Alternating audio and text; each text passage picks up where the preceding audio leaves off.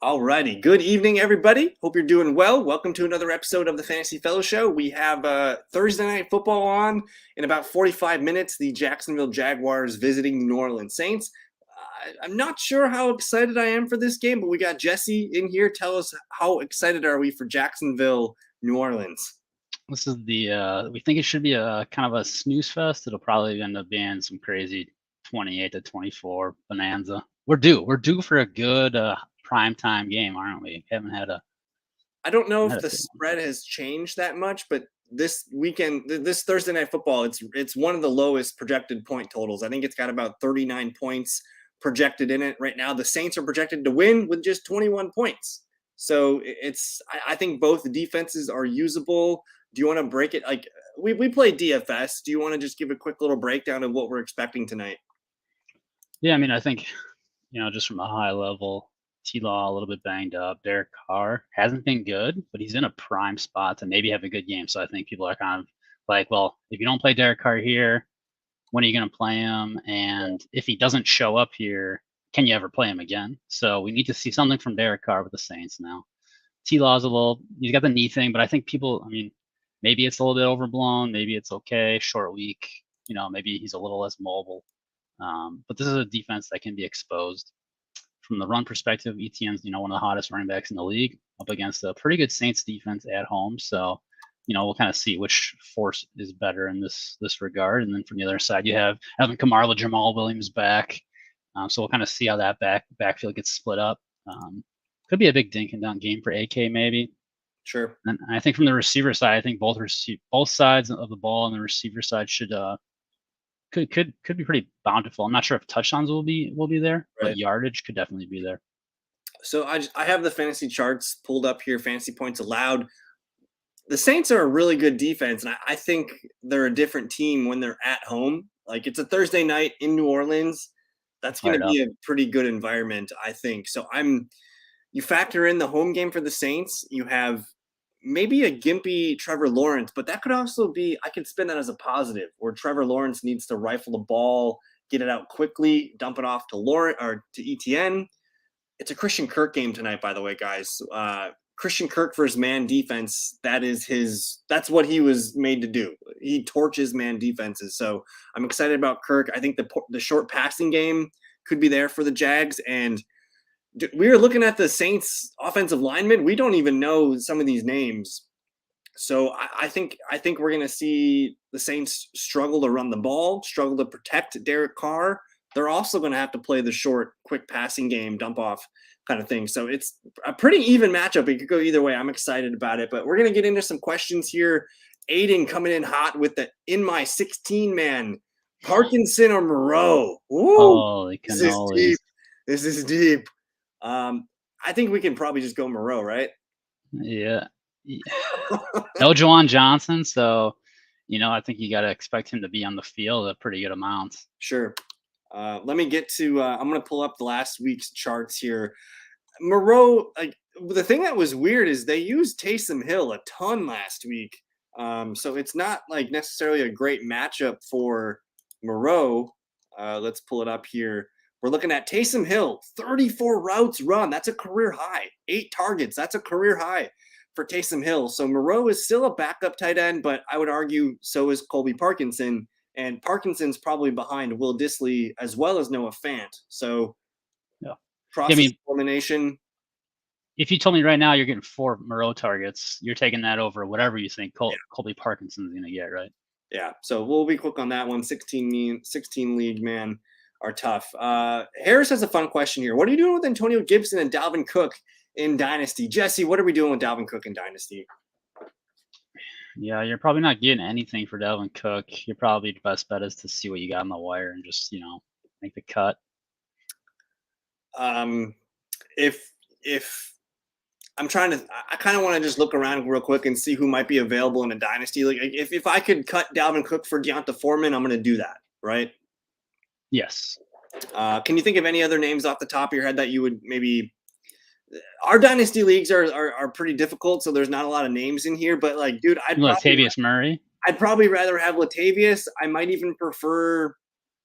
This is an ugly list. Salvin Ahmed I might take probably.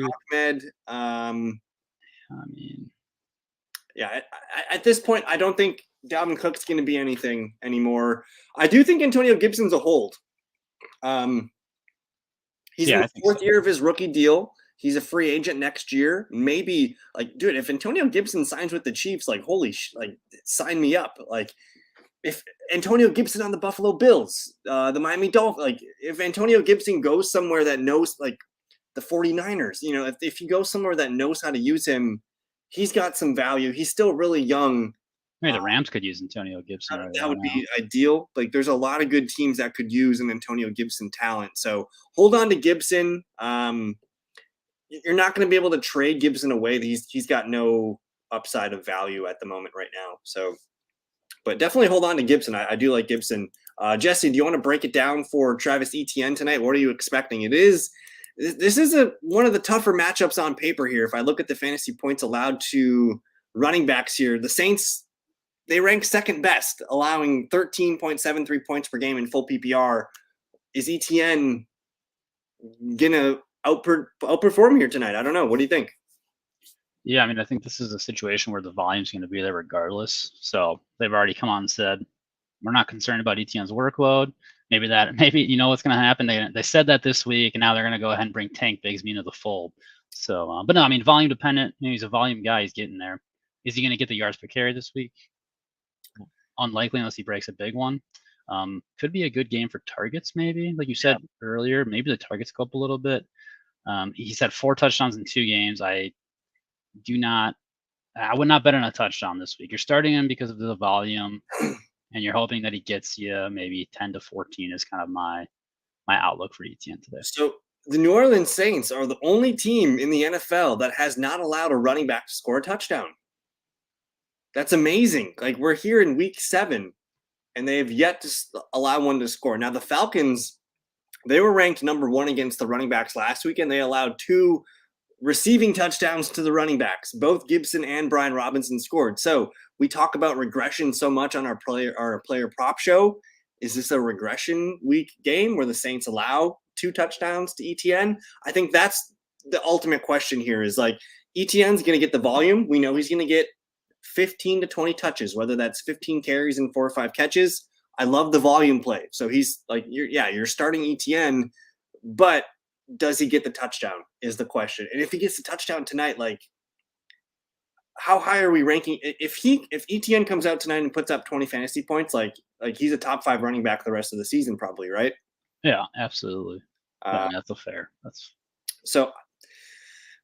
To answer Harris's question, we like Etienne.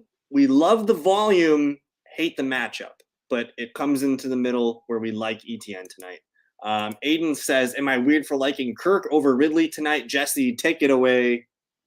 Yeah, I mean, I think you already highlighted some of the big notes. The other note I can add to that is Kirk's playing from the slot. The Saints give up the 3rd most yards, plays, what do you name it? They're the 3rd worst team against slot receivers. So I think this is a big Kirk game. I will have Kirk probably in my I usually do 1 or 2 lineups for showdown. I'll have him as my captain. Yeah. I think this could be one of his 2 touchdown games potentially. So I think people tend to overrate the Saints passing defense. Like, it is a good defense, but it's not like I'm not going to sit Calvin Ridley and Christian Kirk because of the matchup, right? Mm-hmm. So, and Christian Kirk has a history of basically being a man. Like, the way you want to play him is if he's playing a man defense, that's when you want to play him. And also, we still don't have Zay Jones. So, like, Christian Kirk is probably the wide receiver 1 for the Jags whenever you have that recipe. Man defense, no Zay Jones. It's a default Christian Kirk game here. So right now, the Saints are allowing 30.77 points per game to the wide receivers right now. Who's the Jags' number 3 receiver? Jamal Agnew? Mm-hmm. That's 3 or 4 points, right? So you're looking at, Agnew's almost more like a running back, gadget guy than he is a receiver. So he's looking at Kadarius Toney, Mecole Hardman type. So, I mean, you take the 30 points here, you subtract 3 or 4 for Agnew, and you can divide those into 2. Like, we're probably expecting 12 Kirk points as a floor tonight. So Kirk's a good play. Harris is asking us to rank these rank these players the rest of season in a half PPR setting. Are you familiar with what happened with Trey McBride this weekend, Jesse? This past weekend? Yeah. Oh, the flippening finally happened, didn't it? The flippening has happened. You can see it right here. Trey McBride, 44 snaps to Zach Ertz's 35, 21 to 34 routes. So it's still in favor of Zach Ertz, but targets in favor of McBride 5 to 4. If this is a trend that continues, I'm pretty excited about Trey McBride, but Harris is asking us to rank these rest of season half PPR. McBride, Downs, Wan'Dale Robinson. Do you have any quick thoughts on that? It's probably McBride last, just because I think Downs and Wan'Dale are going to get targets. But I'm curious what you think. If you had to roster one of these players for the rest of the season, which one is it? Yeah, I mean, just generally like you flip it and reverse it is kind of how I'd rank him. You got Wan'Dale number 1, and I mean he's just every week you look at him in this offense, he looks like the guy. Whether it's Tyrod Taylor, whether it's Daniel Jones, he's the reliable guy. He's the chain. He's turning into their chain mover, and that you really want the chain mover on a team, especially any kind of PPR being involved there. So I mean, he's giving you a pretty stable base of points, and then if he can get a touchdown, then that's a nice little bonus. He's seen. I believe he's only played 3 games. He's had 5, and 8 receptions in 3 games. So he's not a huge big play guy, but he is very vital to their offense. He's an extension of the running game, if you will. So I think Wan'Dale is the guy that I think probably has the most consistency week to week. Like, I know I'm going to get 7 to 10 targets for Wan'Dale as long as he's healthy. I think Josh Downs is pretty exciting. It's not a great matchup this weekend, but rest of season's the question. So I'm probably going to rank them Wan'Dale, Downs, McBride. Yeah. Yeah, and I mean Downs, on the opposite end of what Wan'Dale is Downs is, like more design plays. They want to try and get him, in open space, like, a little more exciting. He's, Pittman's their chain mover. Downs is their more exciting player. It's just hard to trust that offense week to week when they're probably going to lean a little bit more on the run now with Minshew back there. But I mean, Minshew more or less is going to run their offense like they would. Yeah. I mean, Downs had 8 targets, ran a lot of routes last week, and I think the difference between Downs and Wan'Dale is a higher percentage target because his ADOT's so low. Like, they're basically just throwing to him within the first 4 yards and saying, "Hey, take a 5-yard play, please." So Wan'Dale's going to have more receptions, so we'll leave it at that. Aiden saying Kamara 4.5 receptions a lock. Jesse, do you like this? Do you like this prop? I took a Kamara over last week, and it came back to bite me. So I think it was 4.5, and I think he had 3 in the first half, and he didn't have another one after that. So the thing that I'm intrigued about tonight is Jamal Williams is back from a hamstring. I don't expect Williams to come out and get a bunch of touches and snaps and things like that, but I expect him to be in the game. How often do they sub Jamal for Kamara? We don't know. I want to see the rushing receiving props here. They have Kamara at 49.5 yards. No Jamal Williams numbers in here yet. And then if we look at the reception totals real quick, people are liking it. -135. Yeah, what's the Jags? I mean, defensively, have they given up a few more receptions? Are they, they're a little more susceptible? Jacksonville ranks 13th. They've allowed a lot of receptions to the running back. That's actually the second or third most running back receptions in the league. So there's a lot of dump offs here, and we highlighted. I think they're down 2 or 3 starters on the offensive line, so that does lean towards more quick passing attempts here. So I could see it. I don't feel great about it because now you have 3 running backs in the rotation. So I'm open to it. I don't know if it's a lock though, Aiden. Is this the Corey G? Is this the Corey G? Is this the Corey? Is this the Corey G? Welcome to the fellowship, OG fellowship, if this is Corey G. But he says not to take away from the Saints defense, but I wouldn't give them as much credit for the backs they have faced. Derrick Henry is the only threat they have faced. That's pretty fair value. I mean, the thing is, like, a lot of I get that a lot where it's like they haven't had a weak schedule, but a good defense shuts down backs. They Like take care of what business. it is. So I'm open to it. But hey, the Saints, I just think the Saints at home are a different thing. Like that's It's I kind of like would the Jets, you know. I mean, same yeah, we were talking about that on Saturday morning. if you've ever been in New Orleans, you get it. I Yeah. mean, I've been there. I've been there twice, and like you feel the energy when you're there. I mean, so I don't know. Maybe the away team feels it too, but like when I imagine as a home guy, that crowd, those people, they love their Saints, man. I just want to look at the Saints schedule real quick. Um they played Tennessee, so Derrick Henry, they got Miles Sanders here. They got the Packers without Aaron Jones. They got Tampa Bay, New England, Houston. So he is correct. They really haven't had anybody that's worth much and as far as the running game here, but I think the point remains they're good. They're a good rushing defense. Aiden says Josh Downs from that question earlier. Craig Reynolds or Salvin Ahmed in Dynasty. I think the answer is probably neither. But Jesse, if you had one, Yeah, I mean, Sullivan Ahmed's probably the guy who, he's a Raheem Mostert injury away from splitting a Miami backfield that's been very fruitful this year. So I think in dynasty formats, like neither of these guys are must roster. These guys are purely if you need someone to start for you, like right now. Craig Reynolds and Ahmed, they might not even be in the league next year. Like that's kind of the talent level of these players here. So I wouldn't get too caught up with these guys in dynasty. Harris says Christian Kirk or Waddle half PPR, also playing ETN. So does already playing ETN make you want to switch to Waddle, or do you? This is a tough one because my head says Waddle, but I know Christian Kirk's going to be a good play tonight. Jesse, what do we think? Waddle versus Kirk? yeah, I think it's close and it's probably Waddle, but even throwing in the extra wrench of playing ETN on a Thursday, I'd probably stick with Waddle and in a good matchup and a good game against the Eagles, who have been pretty exposed to receivers. And I don't know if Darius Slay is going to play. I could actually let's go look at that Eagles. I mean, what did Garrett Wilson had a pretty nice game. Garrett Wilson was solid, yeah. It does look like Darius Slay full practice today, so they're getting healthier on defense. Like Jalen Carter and Darius Slay didn't play last weekend, so that's kind of a big deal. So I get it if you want to be a little bit cautious on Jalen Waddle. But man, like one of my biggest things is I like looking at my game totals here. Dolphins Eagles has got the most points projected of the week.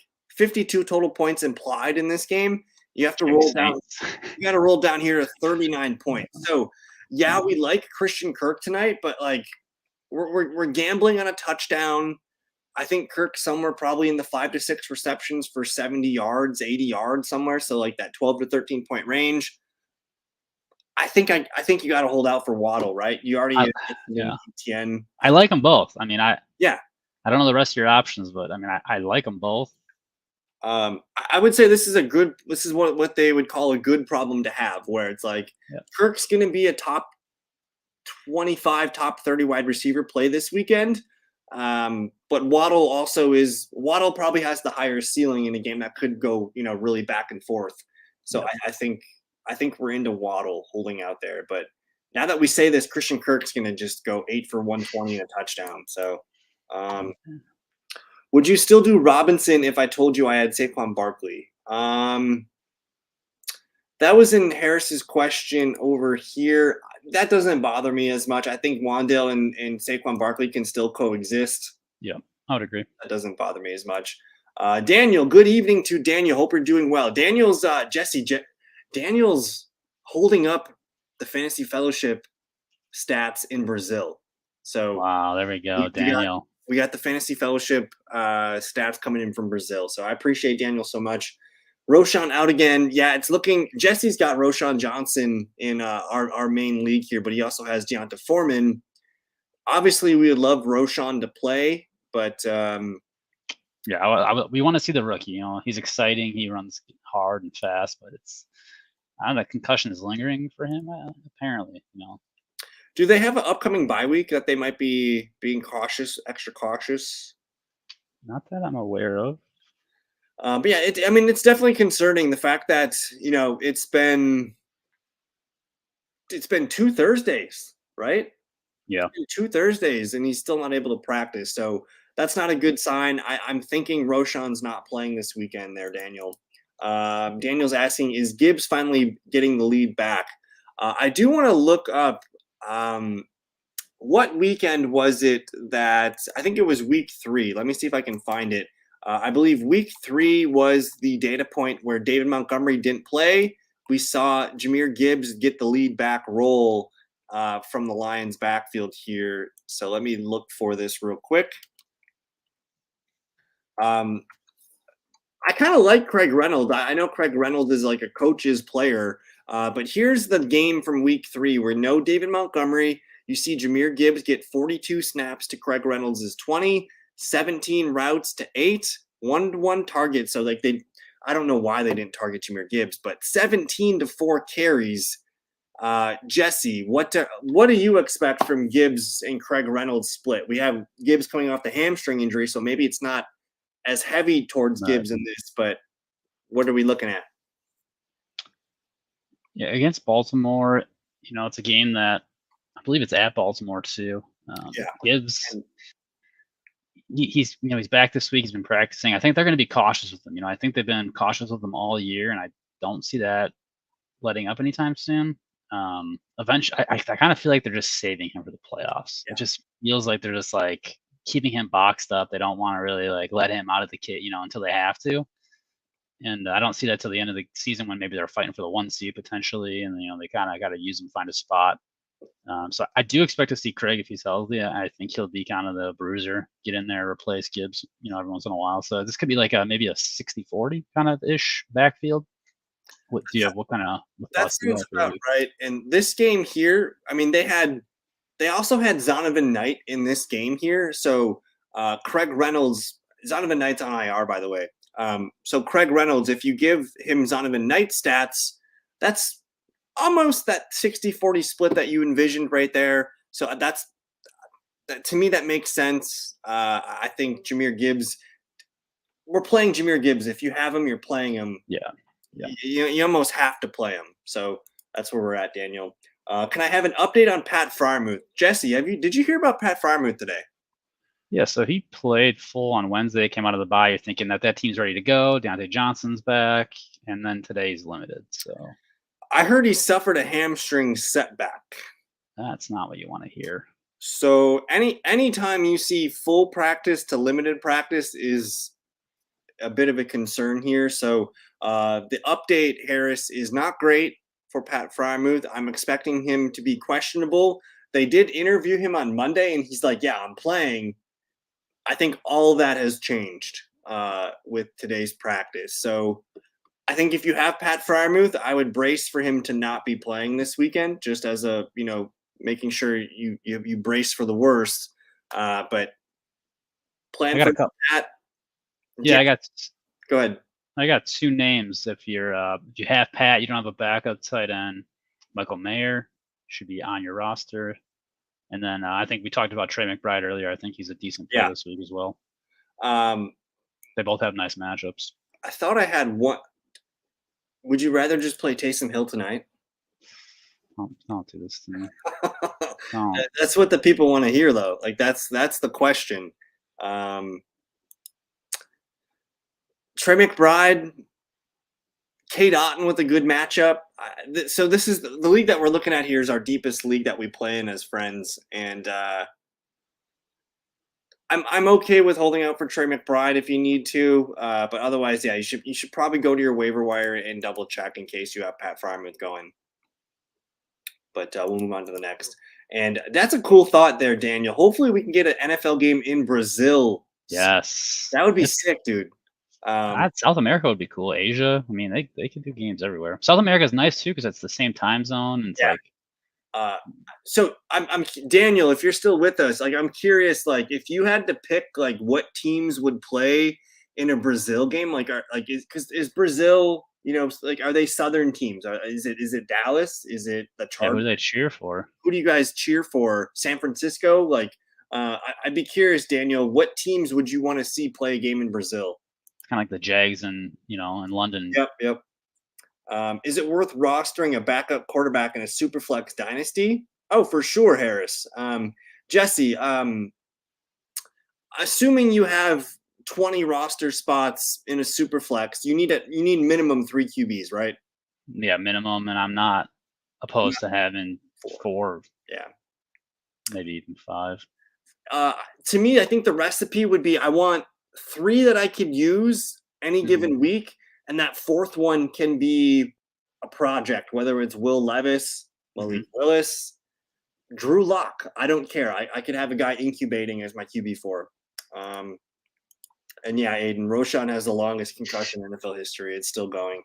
He'll be all right. Chase, good evening to Chase. He's got a lot of RB buys. He's saying he's left with only Warren, Roshan, and Gainwell with my RBs. Warren is starting, but I don't know about the second RB. Don't feel confident with starting Gainwell.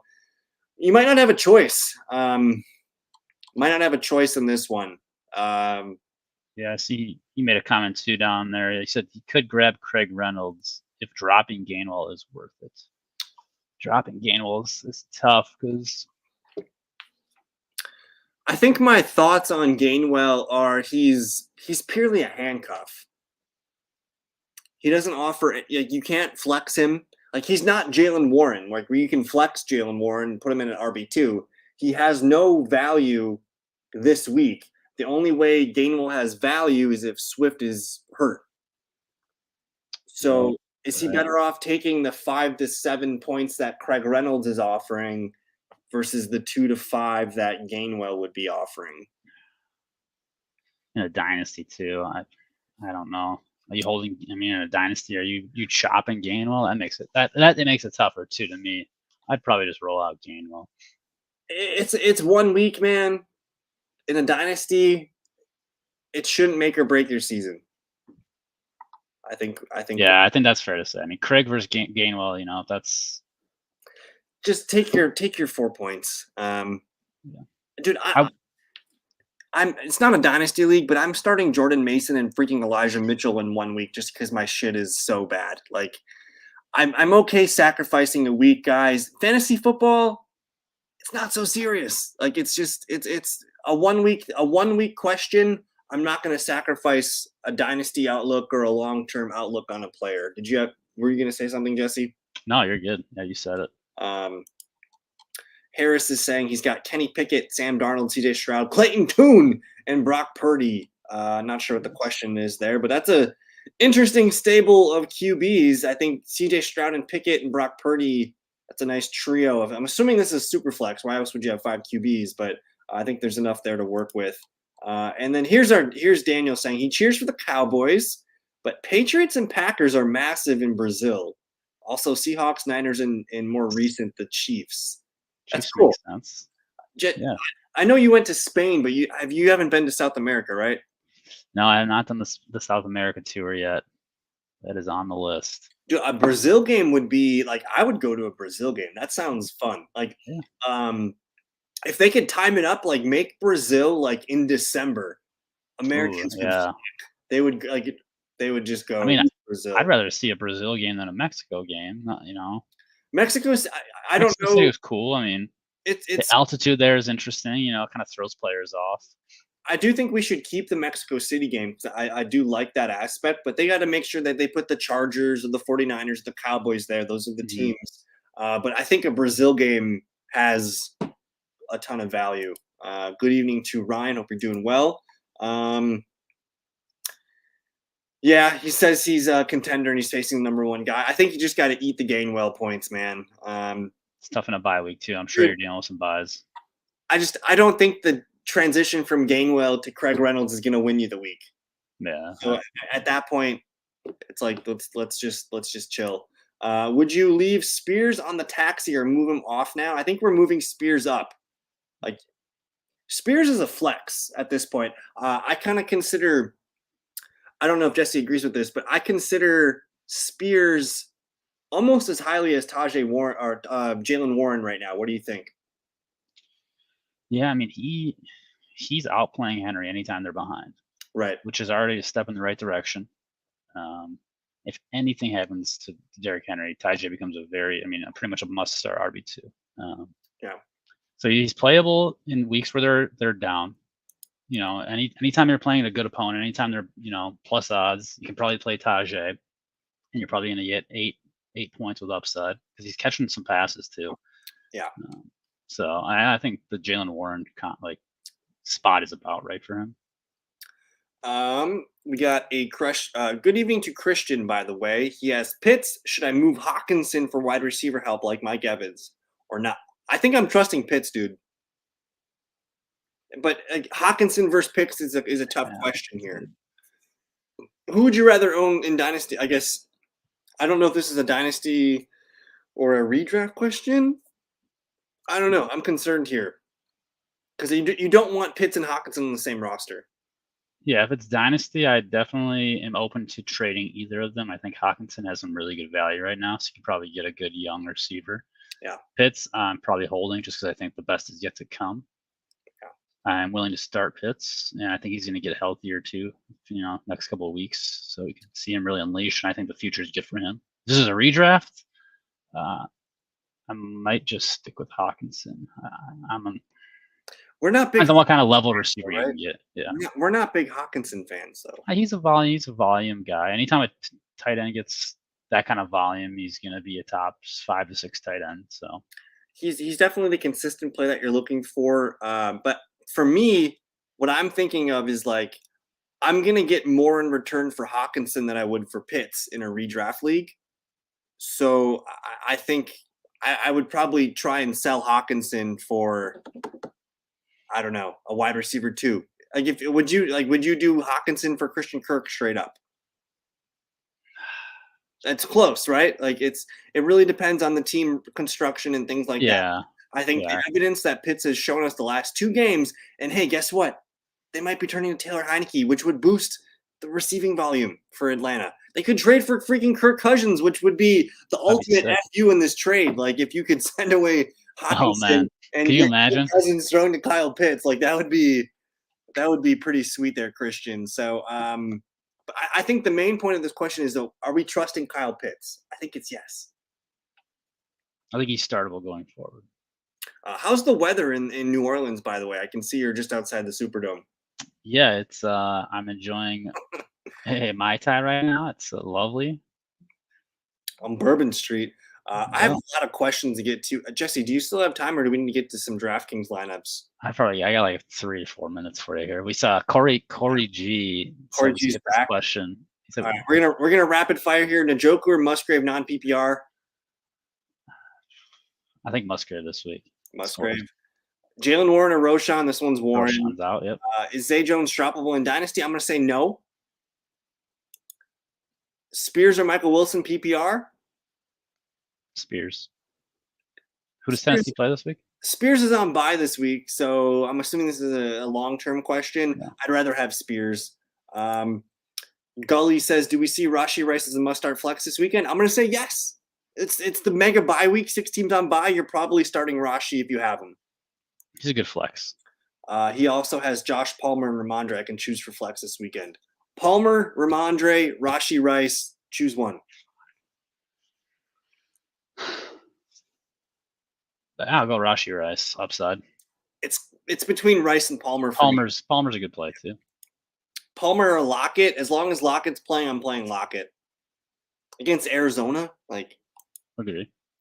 Would you ship Dobbs and future capital for Higgins? Don't want to give up my 2025 first if possible. What's Higgins' price? This is a little bit more detail here, Chase. Here we're gonna have to talk about this on the side. I think obviously if I can flip Dobbs for a second-round pick to Dobbs plus a second for Higgins, I'm doing it. Dobbs plus a first for Higgins, I'm probably not doing it. Fun fact, in Brazil, lots of people use the Raiders t-shirts and hats because of the logo, but they have no idea the Raiders is an NFL team. That's awesome. Love that. Well, the Raiders in Las Vegas, they're probably not as important as they would have been in Oakland. I think Oakland probably would have made more sense for them to cheer for, but that's a good fact there. Who is the deep rookie you're willing to stash in Dynasty, Jesse? Deep rookie. I just picked up Chris Brooks in a couple of my super deep leagues. That's the deepest I've gone. That's a good one. Keaton Mitchell would be the other deep one. And we're throwing darts here, dudes. Those are deep darts. Those are like we're maybe talking next year. We're talking 12-team, 22 rosters, 22-man rosters deep here. Is Achane a sell or a hold as a contender? If so, what is his price? I'm assuming this is a dynasty question for Chase. I've talked to him about this. Are you selling Devon Achane right now in dynasty? I gotta wait till he comes back. Yeah. Who do you think I can get on a 1-for-1 trade with Drake London? What position? Probably a wide receiver 3. If you're looking for a straight wide receiver for receiver, I actually want to hold London because I think London's been playing pretty nice despite everything Desmond Ritter's been throwing at his way. If you can get Terry McLaurin, do it. If you can get basically, I'm going to look for a player that has open up the players tab, see where Drake London ranks in terms of wide receiver points, and find a receiver with 5 players up, 5 players down. Look in that 10-man range. Pick who you want at that point. Find a guy you like. I think London's a nice receiver, though. And then the last question of the night here, guys. Dotson or Downs, full PPR this weekend? I don't trust Dotson. I won't start him. Downs versus the Browns? I'll take Downs. Downs has been the hot target, so we'll go Downs here. But hey, guys, we did overtime extra for you, so we appreciate you guys hanging out with us for tonight. Go enjoy the game tonight. We'll see you guys. We're doing a live stream, I think, Saturday morning. We'll do the player prop show. I also have the Sunday live stream. Otherwise, join the Discord if you guys need your questions answered. Jesse, any final thoughts before we get out of here and enjoy this game tonight? Christian Kirk, 2 touchdowns. Captain Kirk, by the way. You guys got 7 minutes. So take it easy. Enjoy the game. We'll see you guys next time. Peace. Good luck this week.